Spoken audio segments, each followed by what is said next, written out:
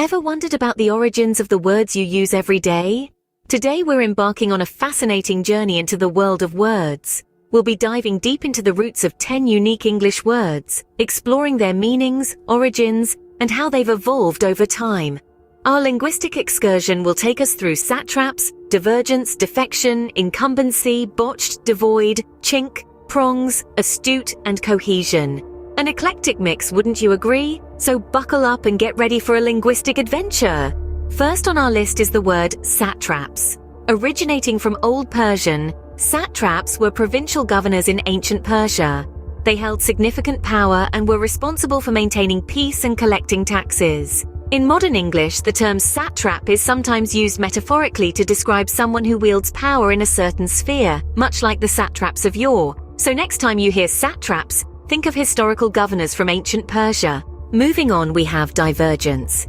Divergence, simply put, is a difference or conflict in opinions, interests, or characteristics. The word divergence hails from the Latin term divergere, meaning to move apart. It's used in modern English to express the idea of things deviating or straying from a common point or path. Think of it as a fork in the road, where each prong represents a different direction or outcome. Remember, divergence is all about differences and separations. Next up is defection. This word paints a picture of abandonment or even betrayal. It comes from the Latin defectionem, meaning revolt, failure.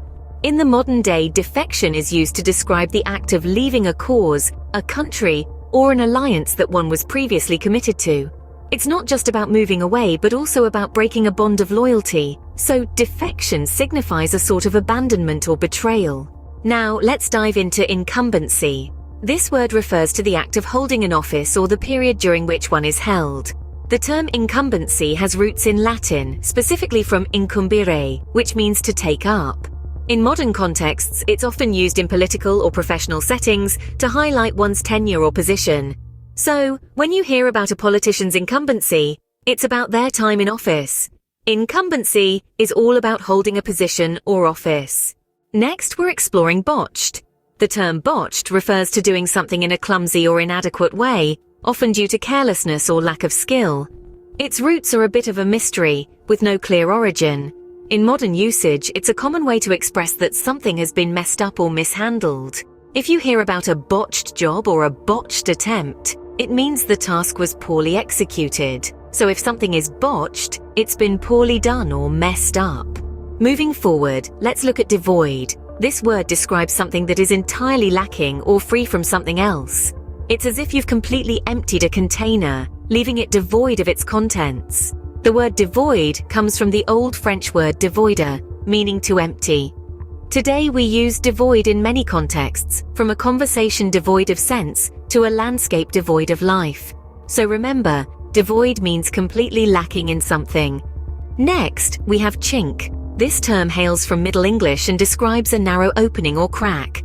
Think of the chinks in a suit of armor or a wall. It's often used metaphorically as well, symbolizing a weak spot or vulnerability. So whether it's a chink of light peeping through a door or the chink in your armor of confidence, remember, chink is all about small openings or cracks, so chink refers to a small opening or crack. Up next is prongs. Prongs are each of the two or more projecting pointed parts at the end of a fork. The word prong has its roots in Old Norse, specifically from the word prion, which means pin or peg. In today's usage, we still use prongs to describe the tines of a fork, but it can also refer to any similar pointed projecting part of an object. So, prongs are the pointed parts that you see at the end of a fork. Now, let's delve into astute. This word describes someone who has the knack for accurately assessing situations or people and using this to their advantage. Derived from the Latin word astutus, it signifies craftiness and shrewdness. Today, when we call someone astute, we're complimenting their sharp intelligence, their ability to make smart decisions, and their knack for understanding the world around them. So, astute is all about sharp intelligence and shrewdness. Last but not least, we have cohesion. The word cohesion denotes the action or fact of forming a united whole. It is derived from the Latin coherere, meaning to stick together. In modern usage, it's often used to describe the unity within a group or the harmony between various parts of a whole. Whether it's a team, a piece of writing, or a well-oiled machine, cohesion is key. So cohesion is all about sticking together and forming unity. And that concludes our word journey for today. We've traveled through satraps, the ancient governors, explored the concept of divergence, understood defection, learned about incumbency, dived into the meaning of botched, and discovered what it means to be devoid. We've examined the term chink, identified prongs, appreciated the meaning of astute, and finally embraced the essence of cohesion.